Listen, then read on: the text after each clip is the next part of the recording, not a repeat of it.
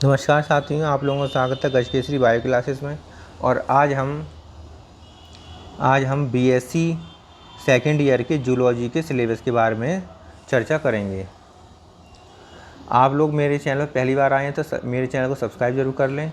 जितने भी बच्चे जो बीएससी कर रहे हैं, BSc first year, BSc second year और बीएससी थर्ड ईयर कर रहे हैं, वो बच्चे मेरे चैनल को सब्सक्राइब कर लें, जिससे कि आपके पास मेरे डाले हुए सारी वीडियो का नोटिफिकेशन सबसे पहले आपके पास आ जाए और आप मेरी सारी वीडियो देख सकें।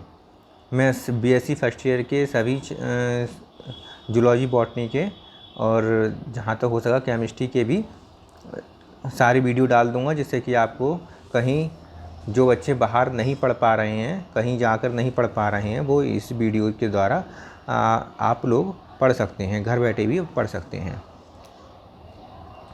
और लाइव क्लासेस आप लेना चाहते हैं तो लाइव क्लासेस भी ले सकते हैं। और मेरी वीडियो को लाइक ज़रूर कर दें और शेयर कर दें अपने साथियों के साथ, जिससे कि ये वीडियो हर बच्चे जिस बच्चे को ज़्यादा ज़रूरत हो उसके पास तक ये ज़रूर पहुंच जाए। तो ठीक है, तो अब हम चर्चा शुरू करते हैं बीएससी सेकेंड ईयर की जूलॉजी के सिलेबस के बारे में।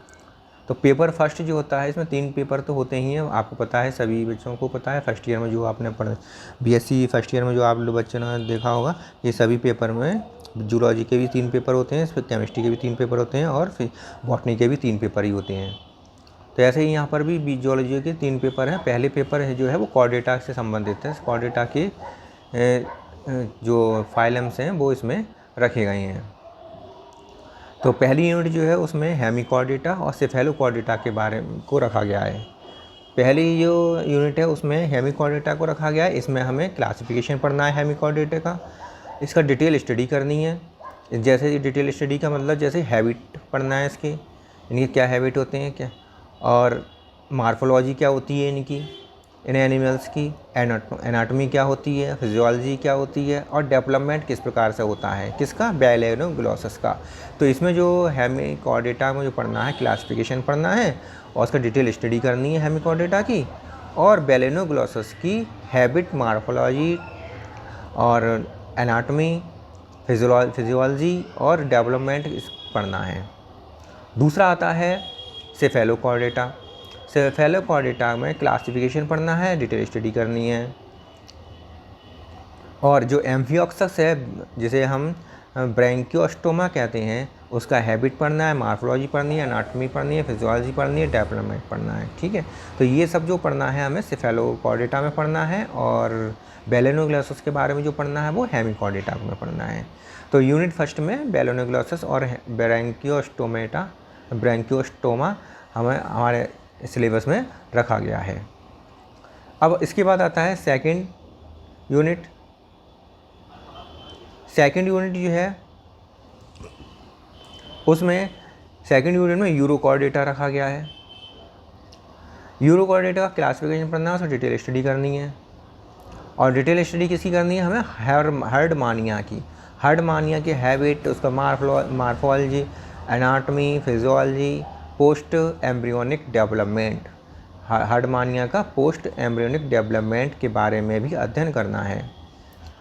ठीक है, तो इस प्रकार इस सेकंड यूनिट में हर्डमानिया आ जाता है। फर्स्ट यूनिट में एम्फियोक्सस और बेलेनोग्लोसस आ जाते हैं। इसके बाद आता है थर्ड यूनिट। थर्ड यूनिट में ये क्या है, ये थर्ड यूनिट में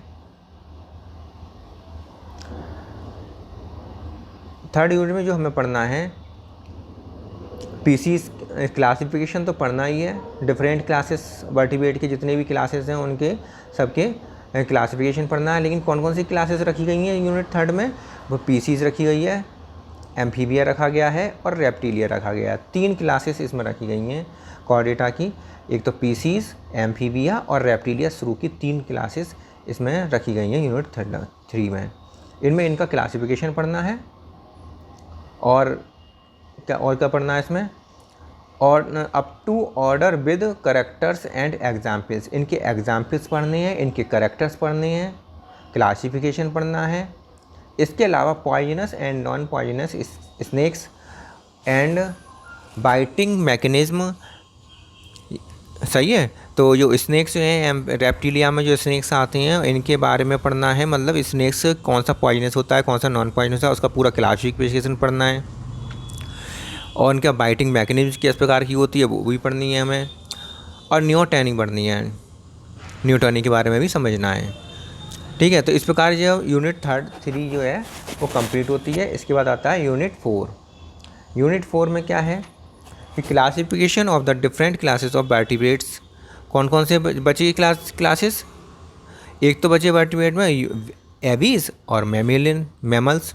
तो मैमल्स और एवीज के बारे में हमें यूनिट 4 में पढ़ना है, इनके क्लासिफिकेशन पढ़ने हैं, और up to order with characters, और इनके करेक्टर्स पढ़ने हैं, इनके एग्जाम्पल्स पढ़ने हैं।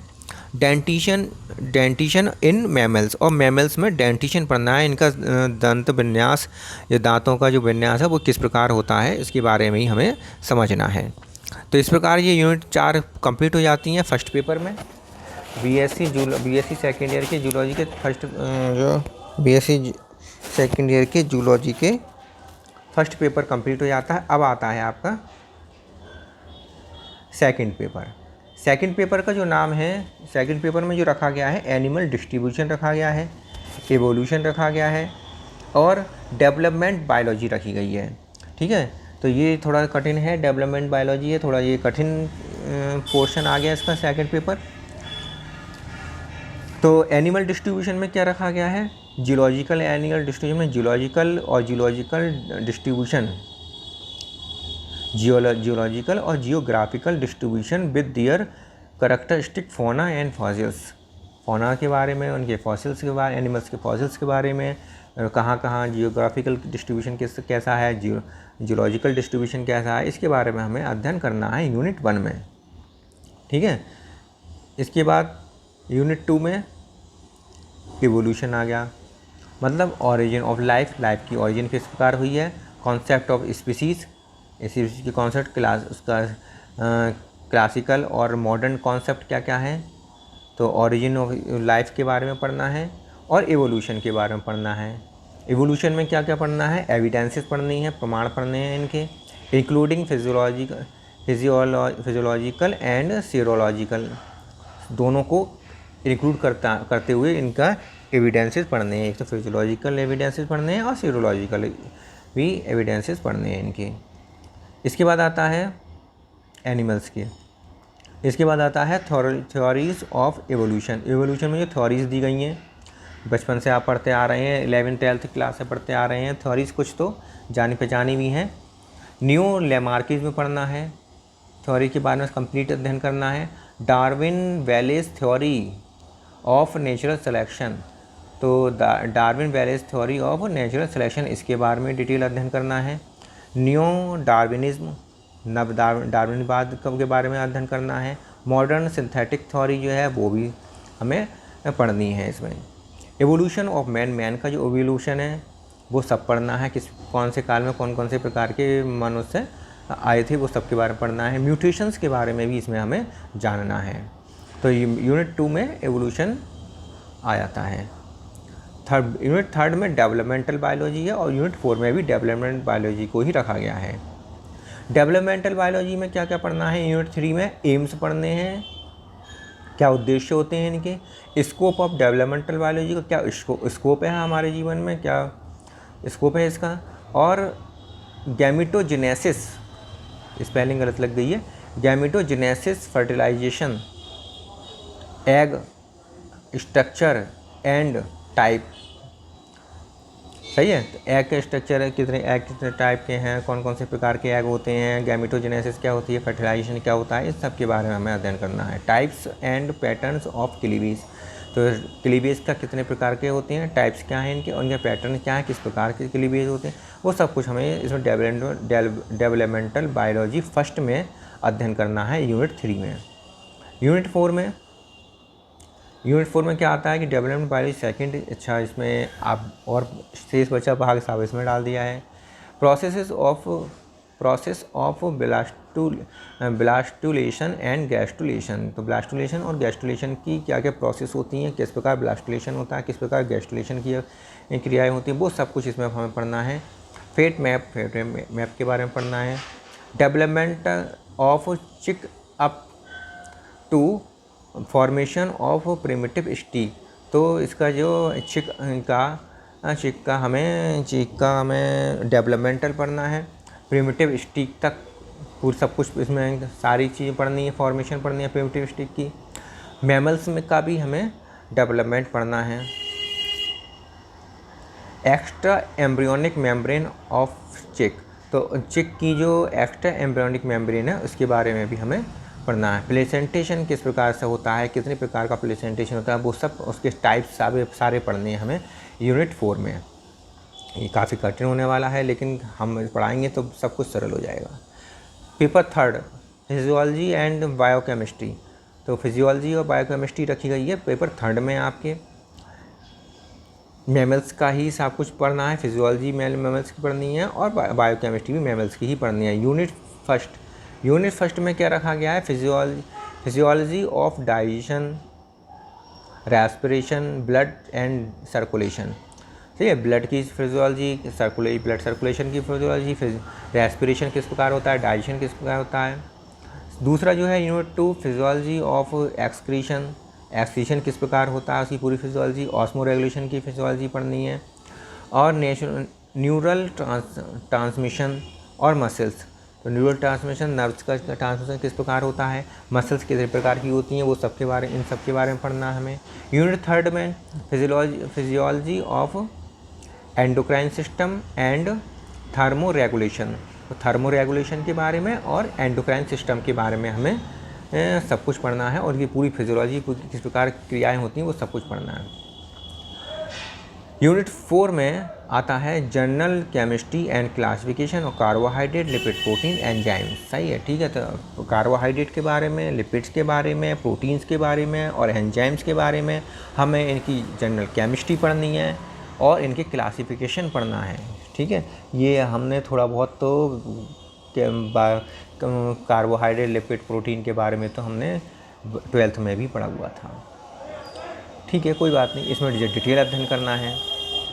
ठीक है, तो इस प्रकार आप लोग हमसे जुड़े रहिए, हमारे चैनल में जुड़े रहिए और हम आपको सभी प्रकार की सुविधाएं देंगे। ऑनलाइन भी तो हम डाउनलोड तो कर ही रहे हैं इस पर वीडियोज़ धीरे धीरे, और लाइव भी पढ़ाना शुरू कर देंगे। कुछ दिनों में लाइव भी पढ़ाना शुरू कर देंगे। वैसे तो हमने अपना ऐप बना लिया है, उस ऐप में हम लाइव पढ़ा ही रहे हैं। ठीक है, लाइव क्लासेस किस समय लगेंगी ये भी हम आपको बता देंगे। सबसे पहले तो आपको लोगों को ये करना है कि बीएससी वाले सभी स्टूडेंट को कि इसे सब्सक्राइब कर लें चैनल को।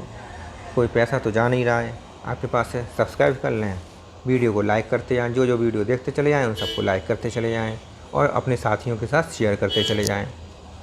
ठीक है, तो इस प्रकार आपका जो बीएससी का फुल सिलेबस हम आपको करा देंगे। जो बच्चे बीएससी सेकेंड ईयर में हैं वो बच्चे अपने व्हाट्सएप पर या इसमें कमेंट में नीचे, वीडियो के नीचे कमेंट में आप ये ज़रूर लिख दें कि हम में कौन कौन बच्चे बीएससी सेकेंड ईयर में हैं। धन्यवाद।